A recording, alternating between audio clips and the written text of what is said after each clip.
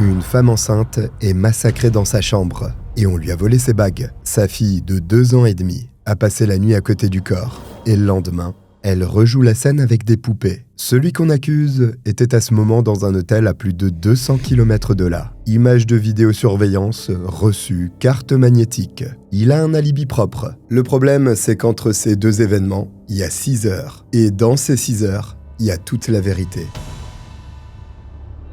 Le 3 novembre 2006, en début d'après-midi, Meredith Fisher écoute un message vocal de son beau-frère, Jason, laissé un peu plus tôt dans la journée. Meredith vit en Caroline du Nord, pas très loin de chez sa sœur aînée, Michelle. Si Jason, l'époux de cette dernière, la contacte ce jour-là, c'est pour lui demander un petit service. La veille, il a fait une recherche de sac à main de la marque Coach sur eBay, depuis l'ordinateur familial. Sauf qu'il a oublié les pages imprimées sur l'imprimante du bureau, à l'étage. Le problème ? Ces sacs sont des idées cadeaux pour Michelle. Un cadeau d'anniversaire de mariage en retard, donc si elle tombe dessus, la surprise est ruinée. Et un homme peut survivre à beaucoup de choses, mais pas ça. Jason est actuellement en déplacement professionnel en Virginie, à environ 270 km de là, ce qui explique qu'il ne puisse pas les récupérer lui-même. Après écoute du message, Meredith commence à se préparer pour sortir. C'est un service anodin, le genre de truc qu'on fait pour un membre de sa famille sans avoir à y réfléchir 2 secondes. Alors elle monte dans sa voiture pour se rendre au 5108 Birchleaf Drive dans le lotissement d'Enchanted Oaks,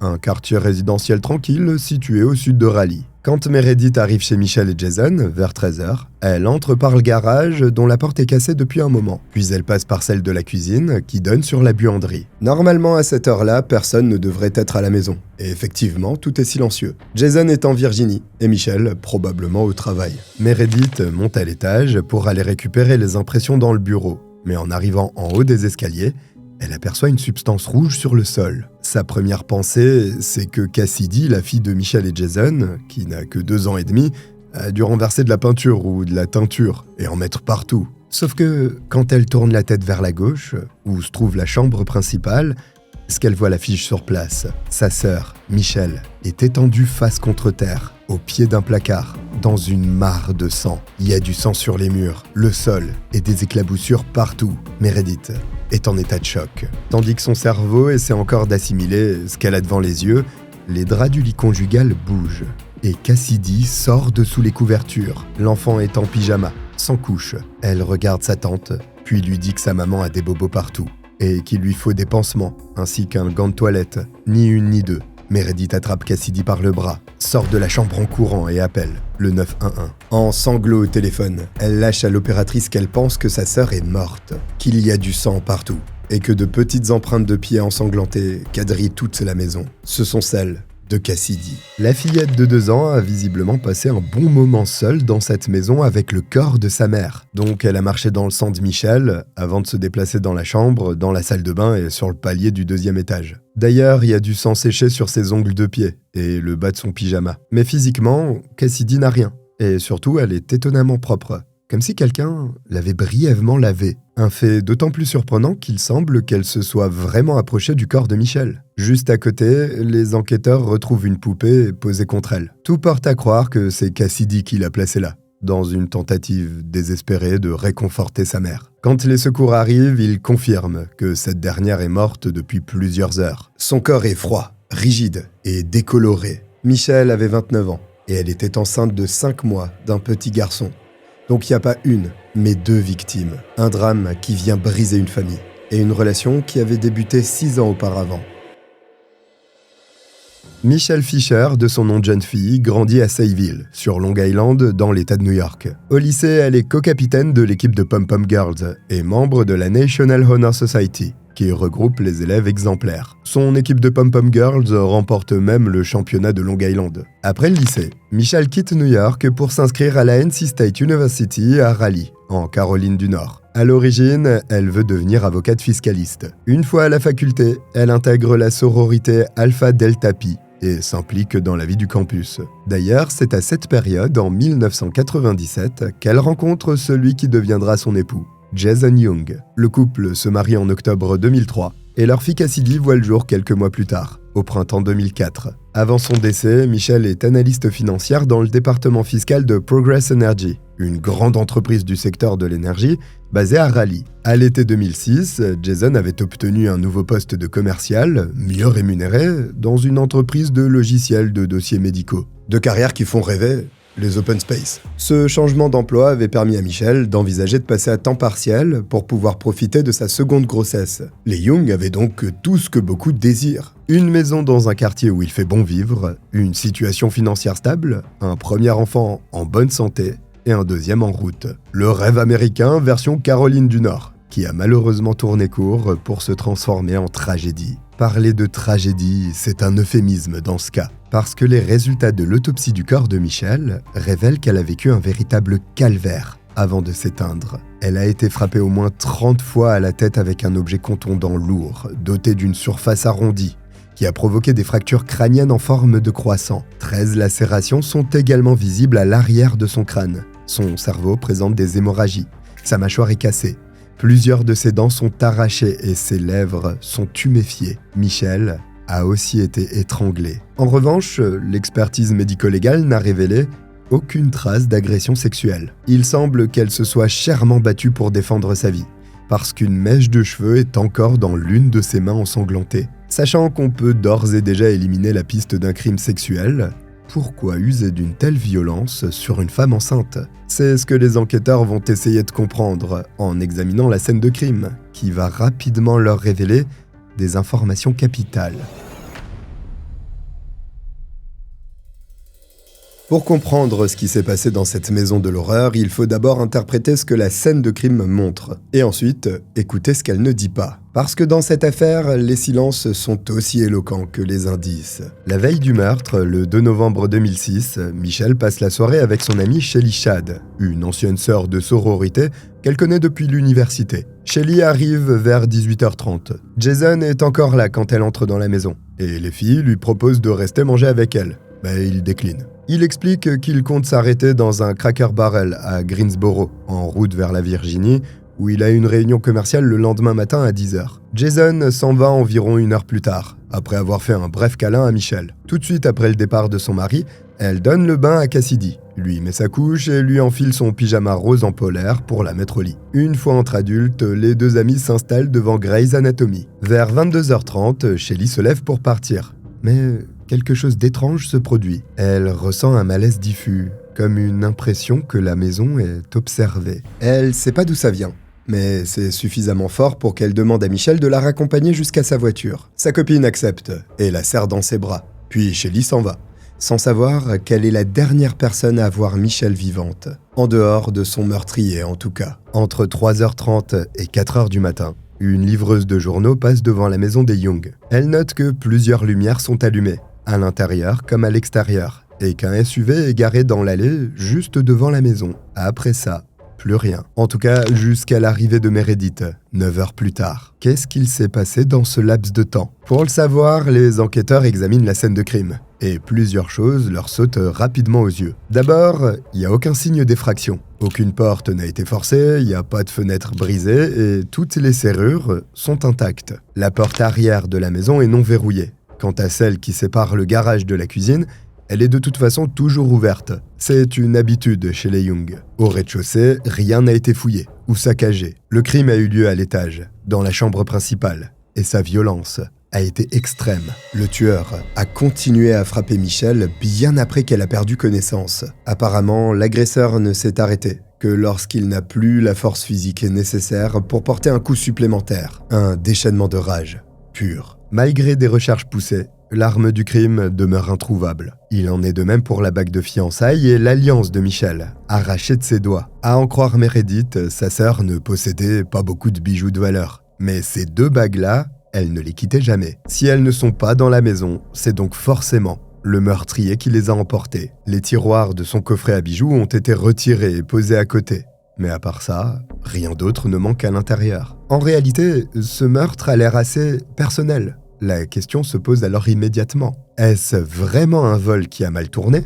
Ou une mise en scène visant à le faire croire? Parce que si c'est un cambrioleur, non seulement il est entré sans rien forcer, mais il a aussi tué une mère de famille avec une sauvagerie inouïe. Et il aurait fait tout ça juste dans le but de prendre ses bagues? C'est comme escalader l'Everest pour faire un selfie flou. Ça colle pas, pour pas dire que ça n'a même aucun sens.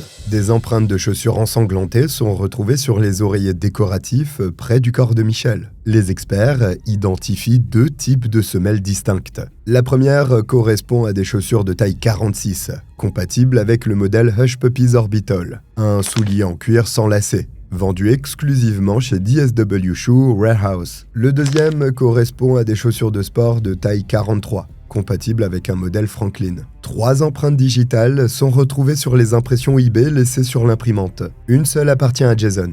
Les 2 autres sont elles aussi inconnues. De l'ADN étranger est découvert sur un cheveu accroché à un cadre photo.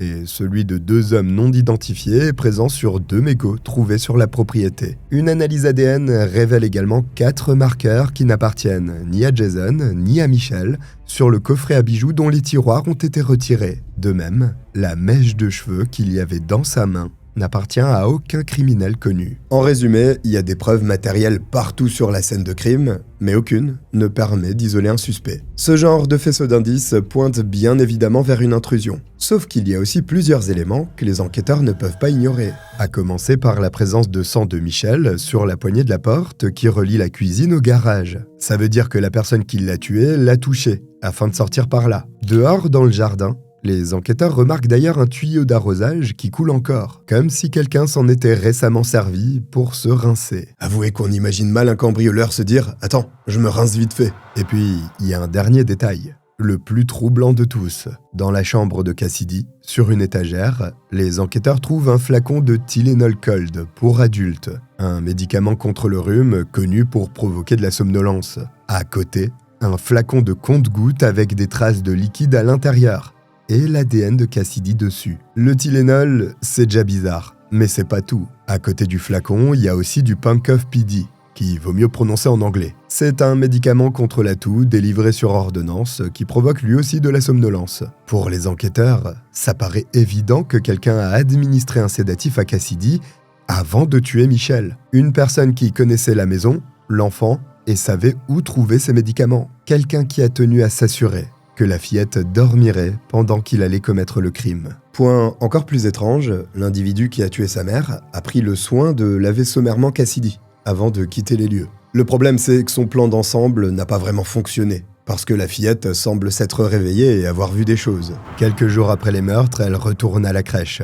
Le lundi suivant, l'une des assistantes maternelles remarque qu'elle est plus renfermée que d'habitude. Pour essayer de lui redonner le sourire, on lui présente un bac rempli de poupées. Dedans, elle en prend 2. Une poupée femme avec de longs cheveux bruns qu'elle appelle « poupée maman » et une deuxième poupée aux cheveux courts. Après s'en être saisie, Cassidy commence à cogner les 2 poupées l'une contre l'autre. Une autre assistante maternelle s'approche alors et lui demande ce qu'elle fait. L'enfant continue de frapper la poupée maman contre l'autre poupée, ainsi qu'avec une chaise de maison de poupée. Puis elle dit que maman se fait punir pour avoir mordu, qu'elle a des bobos et du truc rouge partout. Enfin, elle pose la poupée maman face contre terre sur un lit de la maison des poupées. Face contre terre, la position exacte dans laquelle le corps de Michel a été retrouvé. Cassidy a 2 ans et demi. Elle n'est donc pas encore en capacité d'exprimer clairement ce qu'elle a vu, mais il est évident qu'elle vient de le rejouer. Les assistantes maternelles alertent aussitôt la police, mais malheureusement, ça n'est d'aucune utilité. Elle a beau être la seule à avoir vu ce qui s'est passé la nuit du meurtre,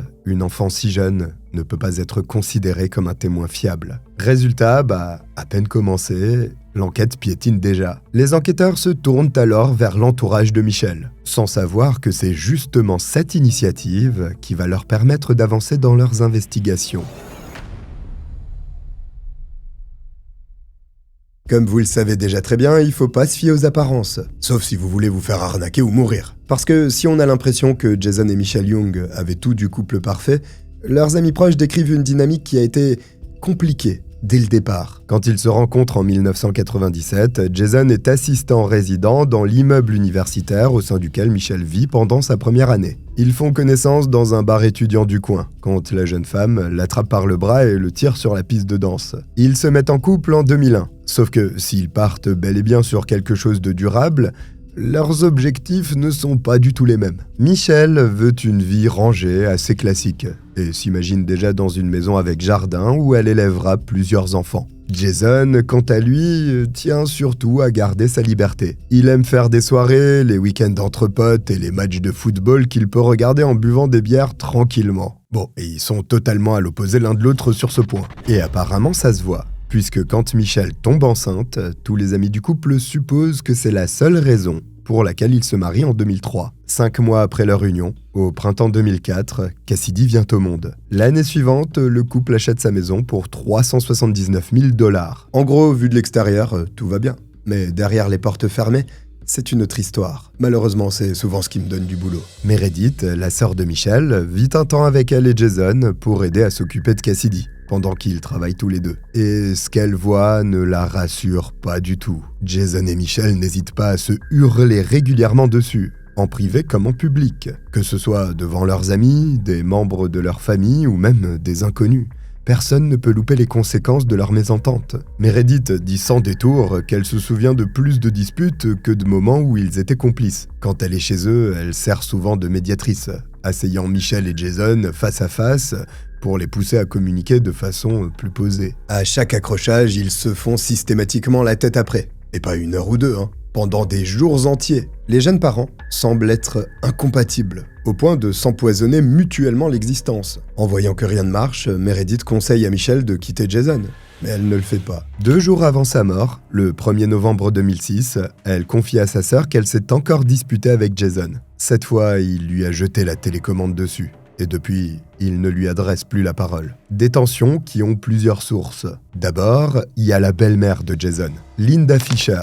La mère de Michelle vit à Sayville, sur Long Island. Depuis la naissance de Cassidy, elle fait des visites prolongées en Caroline du Nord. Elle veut déménager pour venir s'installer chez eux, et même rénover la maison pour pouvoir y vivre à plein temps. Michelle est pour. Elle ne cracherait pas sur l'aide de sa mère pour la cuisine, le ménage et la garde de Cassidy, surtout avec un 2e enfant en route. En revanche, Jason s'y oppose catégoriquement. Il veut pas vivre sous le même toit que sa belle-mère, avec qui il a des rapports tendus. Un refus qui provoque des disputes aussi violentes que récurrentes entre sa femme et lui. C'est d'ailleurs ce sujet qui revient la veille du meurtre. Le soir du 2 novembre, Michelle confie à Shelly qu'elle est à nouveau en désaccord avec Jason, parce qu'elle veut que sa mère reste chez eux de Thanksgiving jusqu'à Noël. Or, selon son mari, c'est beaucoup trop long. Bloquer un mois avec sa belle-mère, c'est un stage commando, là. Bon, la seconde source de conflit, évidemment, c'est l'argent. Michelle est stressée par l'état des finances du ménage. En plus, Jason a pris des vacances en Floride sans elle, et elle l'a toujours en travers de la gorge. Et enfin, il y a l'intimité. Michelle a confié à sa mère que Jason ne la touchait plus. Lors de sa dernière visite chez eux en octobre 2006, elle a trouvé sa fille vidée de toute énergie, comme si la vie avait été aspirée hors d'elle. Shelly a fait le même constat de son côté. La Michelle qu'elle connaît depuis l'université, celle qui était pétillante et pleine de vie, a bien changé. Le soir du 2 novembre, elle la trouve triste et résignée, comme si elle avait complètement baissé les bras. La seule lueur de joie récente dans sa vie à ce moment-là, c'est le fait qu'elle attende un 2e enfant. Les tensions dans le couple étaient donc nombreuses. Pourtant, elles ne constituaient pas ce qu'on pouvait voir en surface, parce qu'en dessous, il y avait les liaisons. Les enquêteurs découvrent assez vite que dans les semaines qui précèdent le meurtre, Jason trompa allègrement sa femme, en entretenant plusieurs relations en parallèle. La première et la plus significative, c'est celle qu'il avait avec Michelle Money. Michelle Money est une ancienne sœur de sororité de Michelle Young. Elle se connaissait depuis l'université. La maîtresse a d'ailleurs rencontré Jason pour la première fois au mariage des Young, en 2003. En septembre 2006, 2 mois avant le meurtre, elle confie à Jason qu'elle pense que son propre mari la trompe. Au départ, il n'y a que de l'amitié entre eux. Ils n'ont que de simples discussions sur leurs couples respectifs qui partent en vrille. Et puis, ça dérape. Et allez, c'est la fête du slip, tout le monde trompe tout le monde. Le week-end du 7 octobre 2006, Jason prend l'avion pour Orlando, en Floride, afin d'aller voir Michelle Money. C'est pour ça qu'il est parti sans elle. Le 3e anniversaire de mariage du père de famille tombe à ce moment-là. Mais il s'en moque éperdument. Il ment à son épouse, en prétextant un week-end entre potes à la plage, et se contente d'envoyer une carte à Michelle depuis Orlando. Puis il couche avec sa maîtresse pour ensuite confier à un ami qu'il est amoureux d'elle. Les relevés téléphoniques de Jason sont très parlants. En un mois, lui et Michelle Money échangent plus de 980 appels et messages. La veille du meurtre, le 2 novembre, Ils se contactent 51 fois en une seule journée. Michelle, la maîtresse, est d'ailleurs la dernière personne que Jason contacte le soir du 2 novembre et la première personne qu'il appelle le 3 au matin. La deuxième liaison qu'il entretient, c'est avec Caroline Sowerby, une vieille amie. Ils se sont rencontrés dans un camp de vacances d'été en Caroline du Nord, où Jason donnait des cours de kayak. Putain, mais le mec, il pourrait même draguer dans un cimetière. En octobre 2006, 2 semaines avant le meurtre de Michelle, Caroline vient passer quelques jours chez les Young pour suivre un cours d'immobilier dans la région.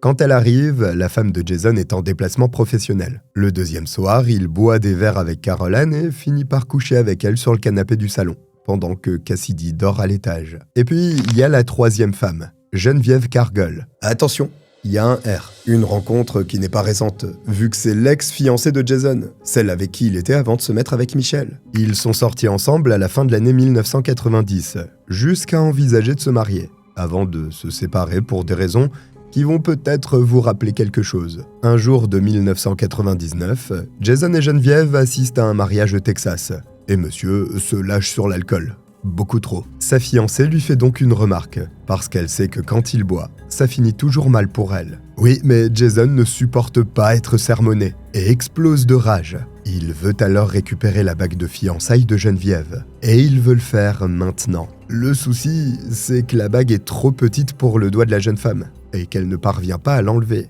Ce qui rend Jason encore plus furieux. Dans la chambre d'hôtel, il jette Geneviève d'un coin à l'autre de la pièce, avec une violence qui la laisse sonner. Il lui plaque les bras dans le dos et saute sur elle de tout son poids, si fort qu'elle a l'impression que ses épaules vont se disloquer. Puis il lui écrase les bras avec ses genoux pour immobiliser ses mains et arrache la bague de fiançailles de force. En la retirant, Jason entaille le doigt de Geneviève, qui se retrouve avec des coupures, mais aussi des bleus sur les bras et les côtes. Elle dit elle-même que pendant l'agression, il avait les yeux vitreux, aucune émotion, comme s'il n'était plus vraiment là. 2 semaines plus tard, Geneviève rompt les fiançailles, parce qu'il s'avère que ce n'était pas la première fois que Jason était violent avec elle. Un soir, quand il a appris qu'un autre homme l'avait raccompagnée chez elle après un concert, il avait frappé le pare-brise de sa voiture assez fort pour le fissurer. Il avait aussi enfoncé un mur d'un coup de poing dans son propre appartement. Après avoir rompu avec Jason, Geneviève continue à le voir ci et là pendant 1 an,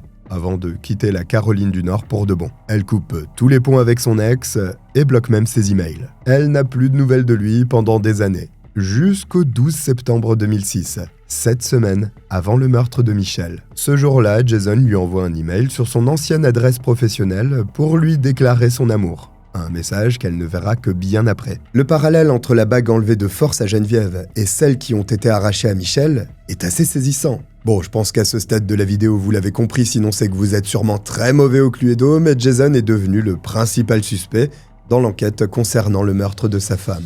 D'ailleurs, quelque chose de franchement curieux s'était déjà produit en 2006, plus précisément le 29 mai. Ce jour-là, Jason est en voiture avec Michelle. Il conduit leur Mitsubishi sur une route de montagne du comté de Transylvanie, en Caroline du Nord. Ils doivent rendre visite à la mère et au beau-père de Jason, qui réside à Brevard, dans les montagnes à l'ouest de la Caroline du Nord. Sauf que la voiture quitte la route dans un virage. Elle dévale un talus de 30 mètres et plonge partiellement dans la rivière en contrebas. À ce moment, Michelle est enceinte et fait une fausse couche dans les jours qui suivent. Le policier qui enquête conclut à un accident classique. Un virage mal négocié, une correction de trajectoire excessive, suivie d'une perte de contrôle du véhicule. Rien de suspect là-dedans pour lui. Sauf qu'après le meurtre de Michelle, un détail vient remettre tout ça en question. Les enquêteurs découvrent que juste avant cet accident, Jason avait demandé une augmentation considérable du montant de la prime de l'assurance décès de son épouse. Un timing qu'il est peu aisé de mettre sur le dos d'une simple coïncidence. Et le comportement du concerné n'aide pas les enquêteurs à y croire, parce que même s'il avait l'air de ne plus aimer Michelle et qu'il l'a trompée, il semblait paniqué à l'idée de divorcer. Jason avait confié à un ami qu'il en avait peur, parce que son épouse risquait de quitter la Caroline du Nord pour retourner à New York en emmenant Cassidy. Et dans ce cas, il aurait tout perdu. La maison, sa fille et beaucoup d'argent. On a donc un mari infidèle qui refuse le divorce par pur égoïsme. Un couple au bord de l'implosion. Un précédent de violence physique avec une ex. Une police d'assurance décès. Et un accident de voiture suspect. Quand on a la vision d'ensemble, on peut se dire que le meurtre de Michelle, c'était la porte de sortie idéale pour Jason. Celle qui aurait réglé tous ses problèmes d'un seul coup. Oui, mais seulement quand il a été commis. Jason était à 260 km de là, dans un hôtel en Virginie. Et étant donné qu'on ne peut pas être à deux endroits à la fois, il a un alibi en béton. C'est là qu'entre en jeu un détail dont je ne vous ai pas encore parlé, et qui va faire pencher la balance. Pour comprendre comment l'alibi de Jason se construit, faut reprendre la chronologie minute par minute. Le soir du 2 novembre 2006, Jason quitte la maison après avoir brièvement salué Michelle et son amie Shelly. Il a eu une réunion commerciale le lendemain matin à 10h, au Dickinson Community Hospital de Clintwood, en Virginie. Alors plutôt que de faire 5 heures de route d'une traite le lendemain matin, il décide de couper le trajet en deux et de dormir dans un hôtel à mi-chemin. Un plan a priori bien rodé, qui le plaçait effectivement loin du domicile conjugal au moment du meurtre de Michelle. Seulement, le diable est dans les détails. À 19h30, Jason fait le plein d'essence à Raleigh et appelle sa mère avant de partir. À 21h25, il s'arrête au Cracker Barrel de Greensboro pour dîner. Les caméras de surveillance du restaurant le filment. Il porte un t-shirt clair, un jean et des chaussures marron sans lacets. À 22h49, il arrive au Hampton Inn de Hillsville, en Virginie. L'hôtel se trouve à environ 260 km de Raleigh, donc à moins de 3 heures de route de son domicile. À 22h54, il s'enregistre à l'accueil. Et là encore, une caméra enregistre la scène. À 22h56, Jason entre dans sa chambre avec sa carte clé magnétique. C'est là que les choses deviennent intéressantes. Peu avant minuit, les caméras de l'hôtel captent à nouveau Jason. Cette fois, il est à l'accueil, puis il marche dans un couloir qui mène aux escaliers et à une sortie latérale. Il a changé de vêtements. Le t-shirt clair a disparu. Il porte maintenant un haut sombre, avec une bande horizontale claire en travers de la poitrine. C'est la dernière image qu'on a de Jason cette nuit-là. À 23h20, la caméra de surveillance qui couvre l'escalier ouest et la porte de sortie de secours s'éteint brusquement. L'image passe au noir complet. Le veilleur de nuit du Hampton Inn découvre deux choses étranges en faisant sa ronde. Premièrement, si la caméra de l'escalier ne marche plus, c'est parce qu'elle a été débranchée. Quelqu'un a tiré sur le câble. Deuxièmement, la porte de sortie de secours, normalement verrouillée entre 23h et 6h du matin, a été bloquée. Quelqu'un a coincé un petit caillou rouge pour éviter qu'elle se ferme. En passant, le veilleur de nuit le retire et referme la porte. Mais il ne peut pas se charger de remettre la caméra en service. Elle n'est rebranchée que tôt le lendemain matin à 5h50, à l'arrivée du technicien de maintenance. Avant cet incident, les caméras du Hampton Inn n'avaient pas été trafiquées depuis des années. Pourtant, si une empreinte digitale est bien relevée sur la caméra qui a été débranchée, ce n'est pas celle de Jason Young. Ce dernier raconte qu'après s'être enregistré et être monté dans sa chambre, il en est sorti une première fois pour récupérer le chargeur de son ordinateur portable dans son Ford Explorer, puis une deuxième pour fumer un cigare dehors. Jason dit avoir calé la porte de secours avec une brindille à chaque fois, pour éviter de se retrouver enfermé dehors. Il affirme être ensuite passé au comptoir de l'hôtel pour récupérer un journal USA Today, afin de consulter les résultats sportifs, puis être remonté dans sa chambre pour se coucher. Chambre qu'il n'aurait plus quittée jusqu'au jour suivant. Pourtant, c'est étrange, parce que les données de son ordinateur portable montrent qu'il a consulté des sites de sport depuis sa chambre. Qu'est-ce qu'il aurait pu trouver de plus dans le journal USA Today, qu'il est pourtant allé chercher, soi-disant dans ce but? Après minuit, c'est le néant. Plus personne ne l'a vu dans l'hôtel. Et puis, il n'y a plus d'image de Jason. Et sa carte clé n'a finalement été utilisée qu'une seule fois, quand il est entré dans sa chambre pour la première fois. Le lendemain matin, il ne s'est pas présenté au comptoir pour le check-out. Jason a utilisé le système d'Express Checkout, ce qui signifie que le reçu a simplement été glissé sous sa porte pendant la nuit. Il n'a eu aucune interaction avec le personnel au moment de son départ. Donc il est impossible pour l'établissement d'apporter confirmation de l'heure exacte à laquelle il a quitté sa chambre. Le 3 novembre au matin, la première trace géolocalisée de Jason est un appel téléphonique passé à sa mère à 7h40, capté par une antenne relais près de Whiteville, en Virginie, à une trentaine de kilomètres de l'hôtel. Après ça, il passe plusieurs appels courts en succession rapide, chacun d'une dizaine de secondes. Pour les enquêteurs, ça ressemble au comportement de quelqu'un de paniqué et pressé. Jason arrive à sa réunion de 10h à Clintwood avec 30 minutes de retard et explique qu'il s'est perdu. Après la réunion, il passe mettre de l'essence. Puis il laisse un message vocal à Meredith à 12h10 pour lui demander d'aller récupérer les impressions eBay chez Michelle et lui. Enfin, il reprend la route vers Brevard pour aller chez sa mère. C'est là-bas que son beau-père lui annonce la mort de son épouse. Mais entre le moment où Jason disparaît des caméras et son premier appel du 3 novembre, il y a un trou de 6 heures. Et dans ce trou, il y a un témoin. C'est un peu bizarre dit comme ça. En tout cas, Gracie Calhoun, la témoin du trou, travaille comme caissière au Four Brothers Food Store, une station-service située à King, en Caroline du Nord. King se trouve à environ 193 km de Raleigh et à environ 105 km de Hillsville. Gracie affirme avoir eu une interaction avec un homme peu avant 5h30 du matin.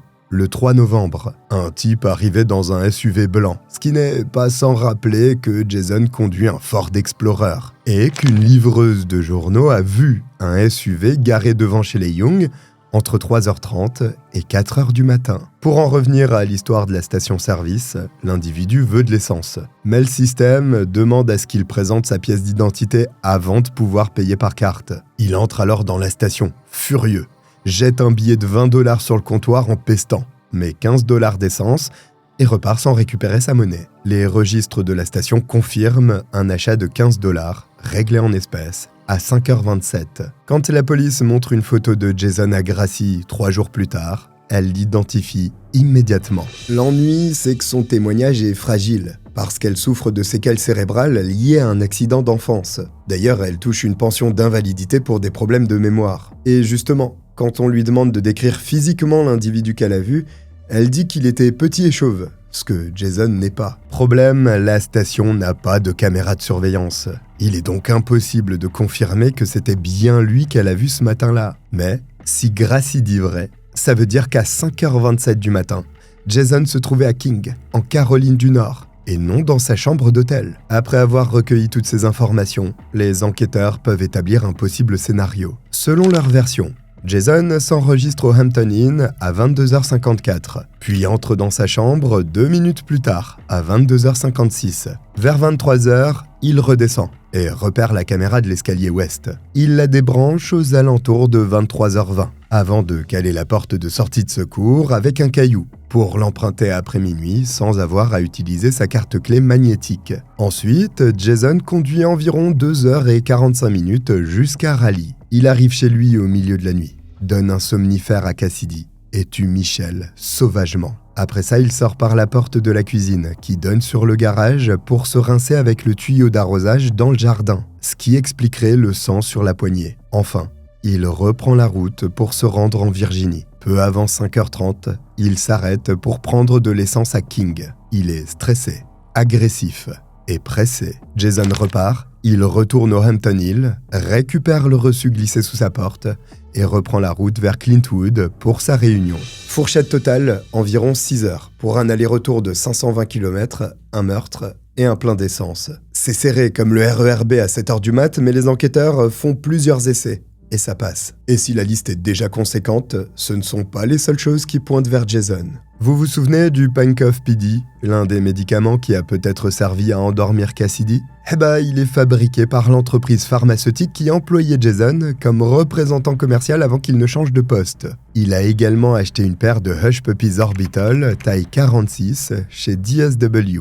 Le 4 juillet 2005, l'un des 2 types de chaussures qui ont laissé des empreintes ensanglantées sur la scène de crime. Les registres du magasin le confirment, mais à en croire Jason, Michelle les avait donnés à un magasin Goodwill avant le meurtre. Les magasins Goodwill sont des friperies. Et là vous vous dites sûrement, avec tout ce qui a été constaté par les enquêteurs, ils vont pouvoir inculper le mari de Michelle. Oui, mais non, parce que rien ne colle parfaitement. Il n'y a aucune trace de sang dans la voiture de Jason, dans sa chambre d'hôtel, ou même sur ses vêtements. Son ADN n'est pas non plus sur la scène de crime, alors même que ceux de personnes non identifiées ont été retrouvés. Autre point qui pousse à se questionner. Jason n'a aucune blessure sur le corps, à l'exception d'un ongle de pied cassé et bleu. Pourtant, d'après le rapport d'autopsie, Michelle s'est défendue becs et ongles. Elle avait même une mèche de cheveux dans la main, des cheveux qui ne sont pas ceux de son mari. De même, les empreintes de chaussures taille 43 relevées sur la scène de crime n'appartiennent pas à Jason.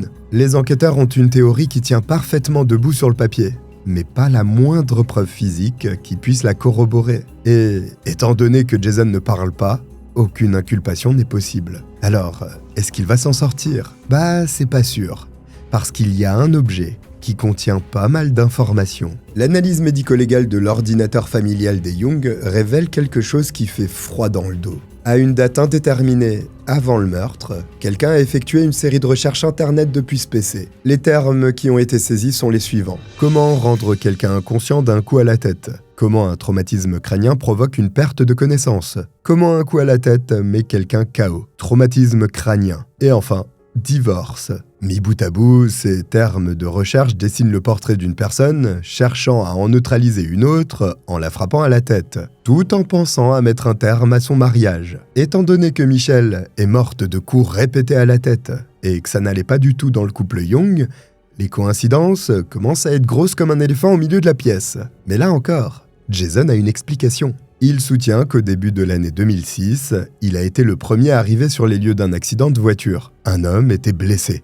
et inconscient. Jason a été choqué par ce qu'il avait vu. Alors quelques temps après, il a fait des recherches sur Internet concernant les blessures de cet individu. Juste par curiosité, pour comprendre comment un traumatisme crânien peut provoquer une perte de connaissance. D'habitude, c'est pendant les campagnes présidentielles qu'on nous prend autant pour des cons. En fait, ce qui cloche réellement dans son baratin, ce sont encore les détails. Jason est incapable de fournir le moindre détail vérifiable sur ce fameux accident. Il peut pas donner de date précise, de lieu, indiquer si un rapport de police a été établi, et il connaît pas le nom de la victime. Et puis, faut dire ce qui est. Les termes recherchés ne correspondent pas à ce qu'un bon samaritain curieux aurait tapé. On n'écrit pas dans Google « Comment rendre quelqu'un inconscient d'un coup à la tête ?» quand on cherche à comprendre pourquoi un accidenté de la route a perdu connaissance. À la rigueur, on cherche « symptômes commotion cérébrale » ou « traitement blessure à la tête ». Et le mot « divorce », lui, ne peut en aucun cas être lié à une histoire d'accident de voiture. L'analyse informatique révèle aussi autre chose. Le soir du 2 novembre, entre 19h05 et 19h23, des recherches eBay pour des sacs à main de la marque Coach ont été effectuées sur l'ordinateur des Young. Ça, c'est cohérent avec l'histoire du cadeau surprise que Jason avait vendu à Meredith. Mais ce même soir, quelqu'un a consulté des itinéraires MapQuest entre Raleigh et Clintwood en Virginie et s'est connecté au compte email personnel de Jason. Ce qui pose une question. Si Jason était déjà en route vers la Virginie à ce moment-là, qui a fait ses recherches depuis l'ordinateur familial? C'est probablement pas Michelle. Et dans ce cas, ça ne peut être que son mari lui-même. Avant de partir, il a probablement préparé son itinéraire et imprimé les recherches eBay pour créer le prétexte qui enverra sa belle-sœur chez lui le lendemain. Le prétexte qui fera d'elle celle qui découvrira le corps. Parce qu'il faut bien que quelqu'un le trouve. Et ça peut pas être Jason. Lui, à ce moment, sera en Virginie, ce qui lui donnera un alibi. Les enchères eBay sur les sacs Coach se terminent d'ailleurs avant que Jason n'arrive à l'hôtel de Hillsville. Techniquement, il pouvait même pas acheter ces sacs. Son excuse de cadeau surprise n'a donc jamais existé. C'était un leurre. Mais là encore, comment le prouver? C'est impossible. Ainsi, 3 ans passent sans inculpation. 3 années pendant lesquelles c'est la famille de Michelle qui va forcer le destin. Après le meurtre, Jason s'installe chez sa mère avec Cassidy, et il s'isole complètement. Il refuse de parler à la police comme à la famille de Michelle, et ne pose pas une seule question sur l'avancée de l'enquête. Pas une. Il ne demandera jamais qui a tué sa femme. Cassidy est elle aussi entièrement coupée de la famille de sa mère. Les cadeaux de Noël que Linda envoie à sa petite fille lui sont même retournés, non ouverts. 3 ans durant, l'enquête piétine. Jason est le seul suspect, mais les preuves sont entièrement circonstancielles. Donc, tant qu'il parle pas, il est difficile de le coincer. C'est finalement la famille de Michelle qui va faire bouger les choses. En octobre 2008, Linda dépose une plainte civile pour mort injustifiée contre Jason. L'objectif est double. Obtenir réparation, mais surtout, le forcer à répondre à des questions sous serment. Et vous le savez, aux États-Unis, si on ment sous serment, on commet un parjure. Sauf que il répond pas. Il ne prononce pas un mot. Il est moins con qu'il en a l'air. En fait non, parce qu'il se tire une balle dans le pied. En se taisant, il admet légalement toutes les accusations, y compris celles liées au meurtre sauvage de Michelle. Donc il lui est interdit de toucher la prime d'assurance décès d'1 million de dollars qu'il aurait dû percevoir. En mars 2009, la famille de Michelle obtient 15,6 millions de dollars de dommages et intérêts. Puis Linda et Meredith attaquent sur un autre front, la garde de Cassidy. La procédure exige des dépositions sous serment et une évaluation psychologique de Jason. Ce dernier fait alors un choix qui en dit long. Il cède la garde de sa fille à Meredith, en échange d'un accord qui stipule qu'aucune déposition ni aucune évaluation ne sera effectuée. Jason abandonne Cassidy juste pour ne pas avoir à répondre à des questions sur la mort de sa femme. Le 14 décembre 2009, 3 ans après les faits, l'homme de 35 ans est inculpé de meurtre au premier degré et arrêté à Brevard.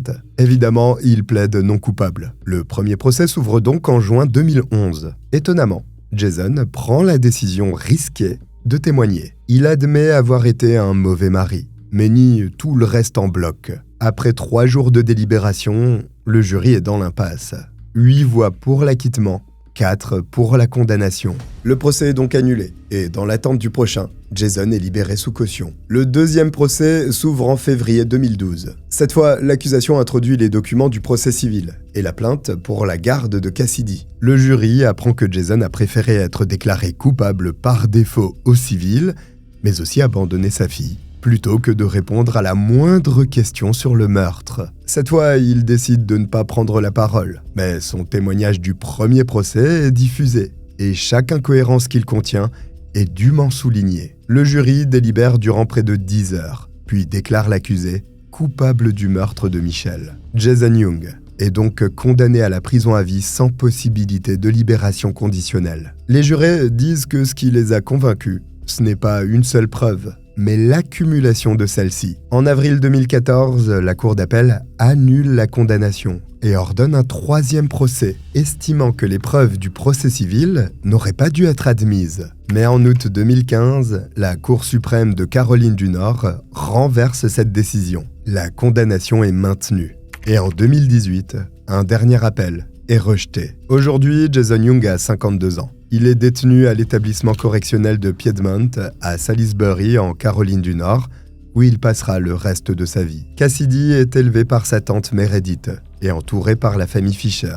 Elle a à présent 22 ans. L'affaire Michelle Young a débouché sur une condamnation entièrement circonstancielle. Il n'y a aucune preuve matérielle concluante, mais un faisceau d'indices qui, mis bout à bout, ne laisse aucune place au doute raisonnable. Chaque élément pris isolément peut s'expliquer. L'ensemble, non.